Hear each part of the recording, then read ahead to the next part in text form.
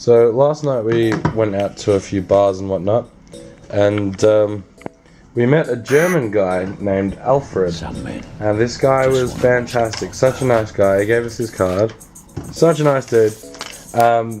Anyway, so we told him about our misadventures with looking for chicken the other night, as you guys have probably seen by now. Now we also told him that we liked Ghibli and anime and manga, and he came back. He goes, "Wait here," and then the next thing we know, he's come back with 2 pieces of the fried chicken that we were so badly looking for, and he comes back with this. If he goes, "If you like manga, read this." So we open up to page 1, and we see this. Now, apparently this story is about a samurai who pretty much has intercourse with other people's wives. And we couldn't believe it. We had no idea what was going on when he gave it to us. But it seems like it could be a bit of a good read. So Chris and I managed to get some hentai while in Japan.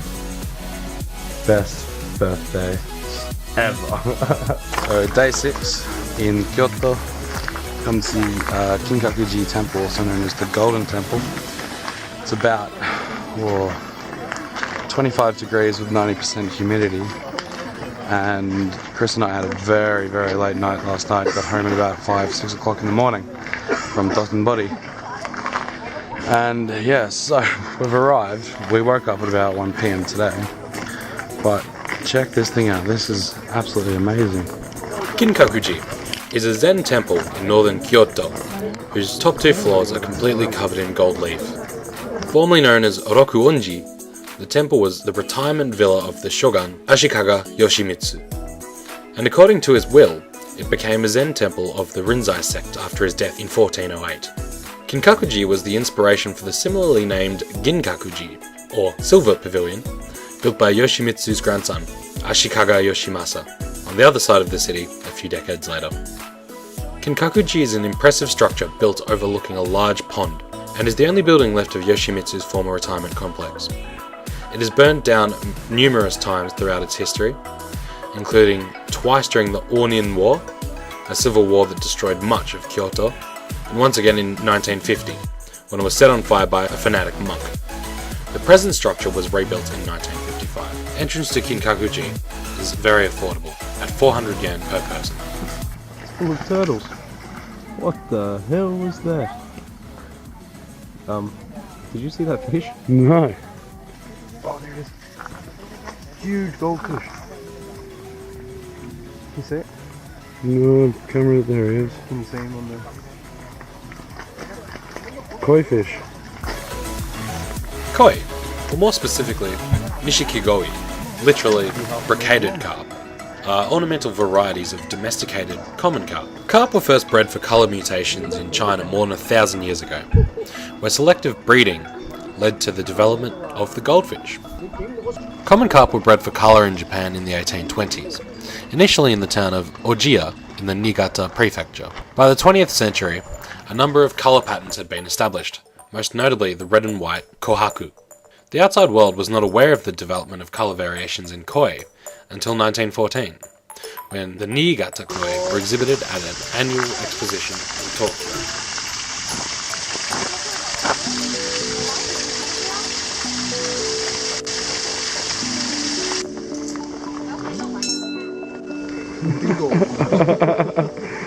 Kinkaku-ji was built to echo the extravagant Kitayama culture that developed in the wealthy aristocratic circles of Kyoto during Yoshimitsu's times.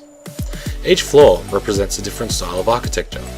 The first floor is built in the Shinden style, used for palace buildings during the Heian period, and with its natural wood pillars and white plaster walls, it contrasts yet complements the gilded upper stories of the pavilion. The second floor is built in the BUKKE style, used in samurai residences and has its exterior completely covered in gold leaf.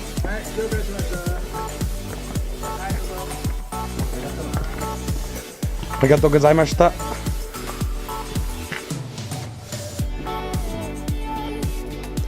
Finally, the third and uppermost floor is built in the style of a Chinese Zen hall, is gilded inside and out, and is capped with a golden phoenix.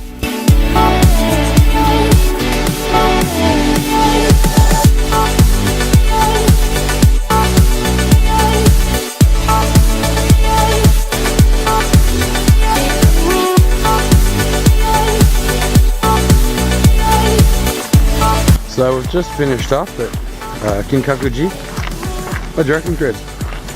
That was nice. Nice spot to visit. It's a long way out here if you come just for that from Where we are in Osaka. Yeah, it was a really beautiful temple. Like, I feel it was definitely worth coming to, and it was only 400 yen to actually go and walk around the park. And as you would have seen, there's koi fish everywhere and turtles, and yeah, it was really nice. I think Chris and I might go check out something to eat now, and as he does his photo thing, the touristy photo thing, art. But we might go check out something to eat now, and then we'll show you what we do next.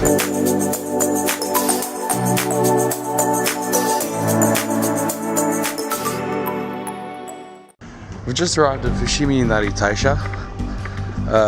You've probably seen this before as the Golden Gates, but we are going to have to walk probably, I think it's about 40 minutes uphill. So we'll take another video when we get up there and show you what it's all about. Fushimi Inari Taisha is an important Shinto shrine in southern Kyoto. It's famous for its thousands of vermilion torii gates, which straddle a network of trails behind its main buildings. Fushimi Inari is the most important of several thousands of shrines dedicated to Inari, the Shinto god of rice. Foxes are thought to be Inari's messengers, resulting in many fox statues across the shrine grounds, as you'll see. Fushimi Inari has ancient origins, predating the capital's move to Kyoto in 794. Here, and we need to go up here, up here, all the way to here. And so they just keep going all the way up the hill. It's about an hour long walk. Alright, let's get our trekking shoes on, Chris. We're going to be here for a while.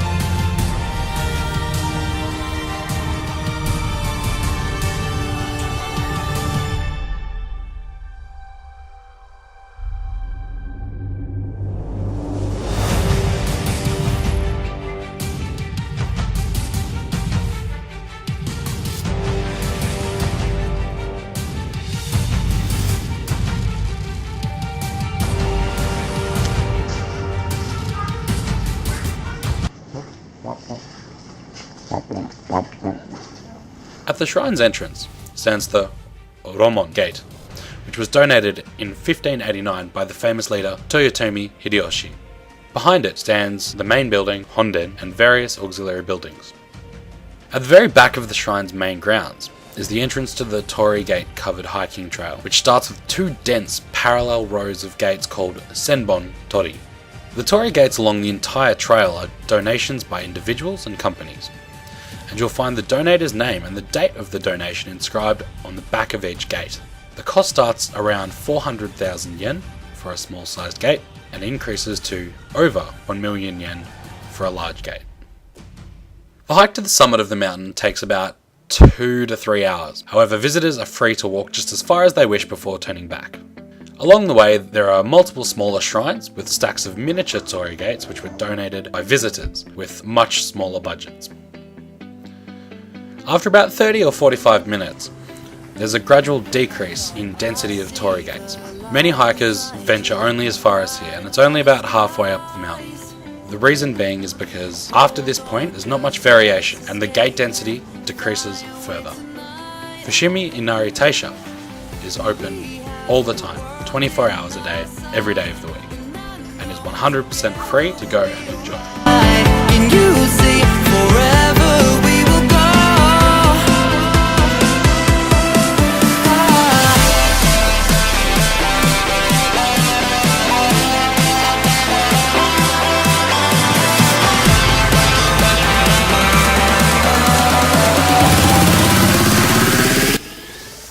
just found this little dude, just chilling. You'll find cute and fuzzy dudes like this all over Japan. They're all stray, and they were all introduced to remove a mice problem many, many years ago.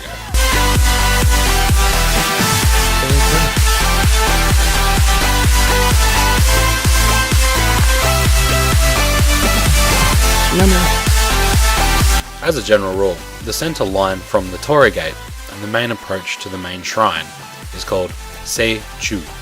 Seichu is the pass of gods, so generally you walk on either the left hand side or the right hand side, you never walk through the middle. This is to allow for the gods to walk through whenever they please. After a long day in Kyoto, we decided to head back to Osaka and get some dinner.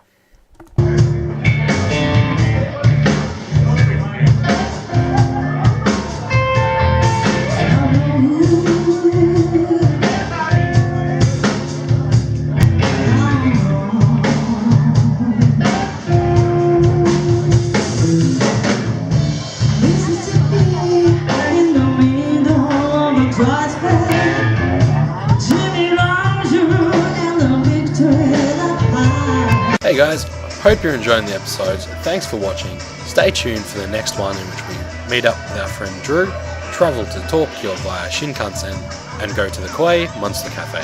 See you soon.